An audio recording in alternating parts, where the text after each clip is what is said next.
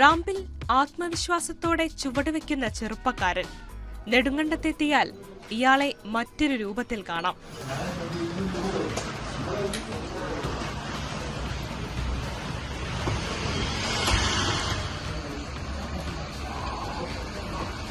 ഹോട്ടലിലെ ജോലി അക്കലിന്റെ ഉപജീവന മാർഗമാണ്.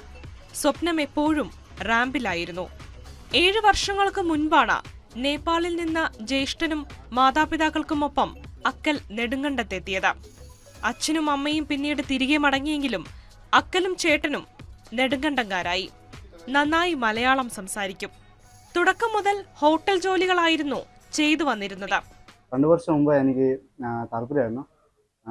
പിന്നെ കുറച്ച് കാര്യങ്ങൾ മനസ്സിലായി കഴിഞ്ഞിട്ട്